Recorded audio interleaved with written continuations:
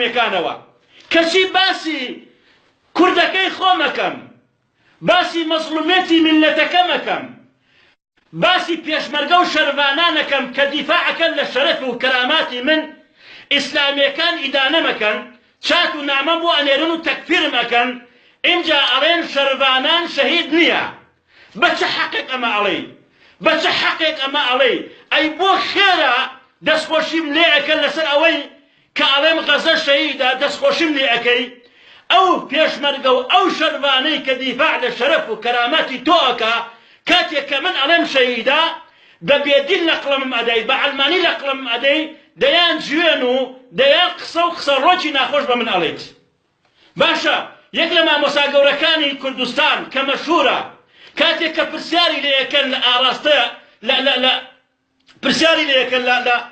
لەلایەن پێشکەشکاری کەناڵێکەوە ئەڵێ شەروانان شەهیدە ئەڵێ خوا ئەزانێ من نازانم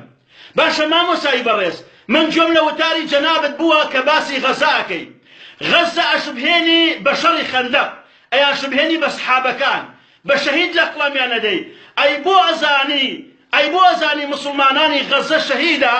ئەی بۆ مسلمانانی کوردەکەی خۆت نازانی شەهیدە نازانی شەروانان دیفاع لە چیەکە کاکە من بۆیە ئاگرم تێبەردۆ گڕم تێبەر بووە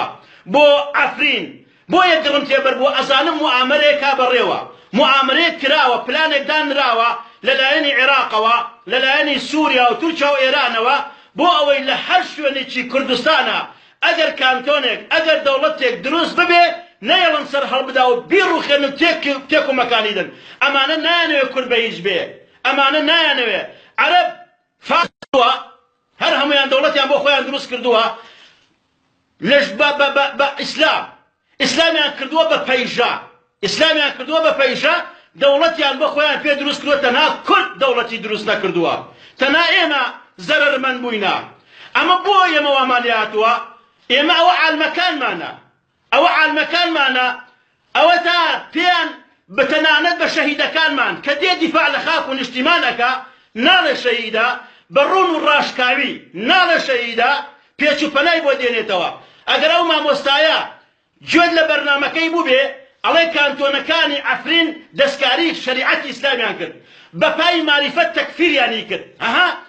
خەڵک باش بەباشی ئامی خەڵک بەباشی لە بەرنامەکەی تێ نەگەیشت بە جوانی و بەباشی لە بەرنامەکەی تێ نەگەیشت ئەگەر سەیری بەرنامەکەی بکەن بە وردی باس لە چیەکە گلەی لە کانتۆنەکانی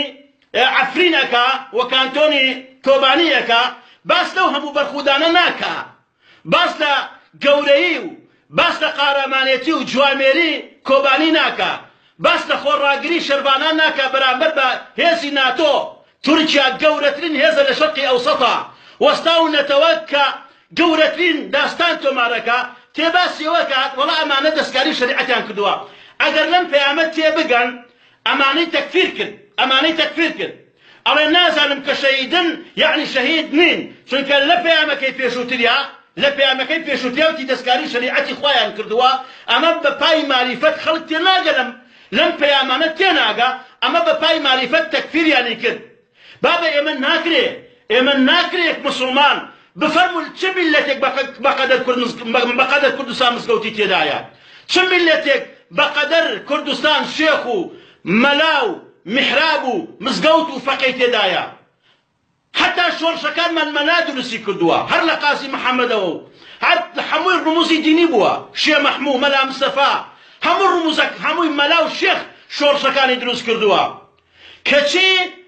مەلاکانی ئێمە بەشێک لە خەبات جێڕان بە مسلمان نازانن بابە ئەوە گریمان مسلمان نین ئەوە وازانیمان ئەمانە ئەلمانین چەپن بڕوایان بەخوانیە ئەوە گریمان وایە کە هەرگیز وانیە ئەی باشە پێغەمبەر نافەرمێ اتقوا دعوة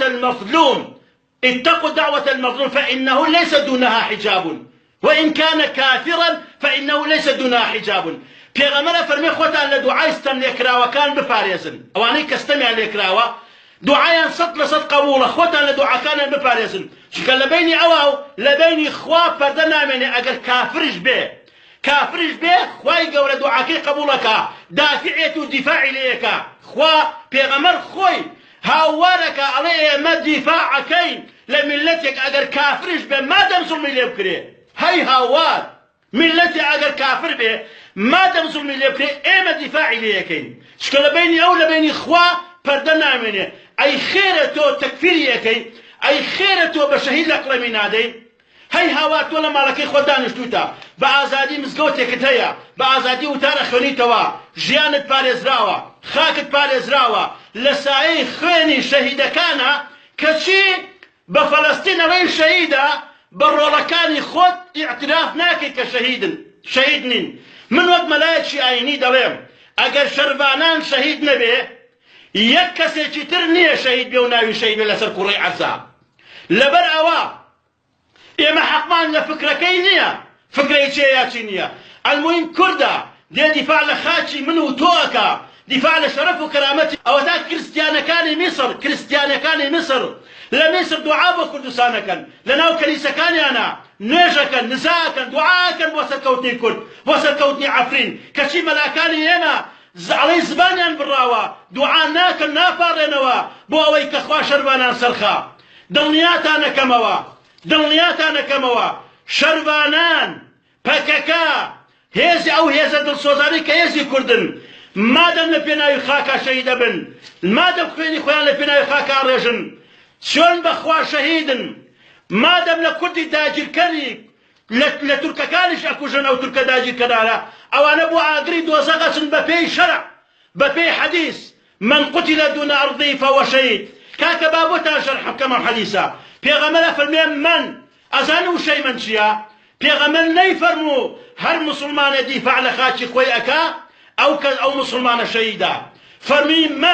فرمي هر كسي واتا أو كسا جولك به أو كسا مسيحي به أو كسا يزيدي به هر عين وعيزايا به هر ايديولوجيا به هر فكرة وبيرو بوشوني به ما دام أوند بخيرتا ما دام أوند مرد وازايا خاككي شرف وكرامتي ملتكي نافروشي تسلمي دشمني ناكاو لبينايا أخوي أدا بكشت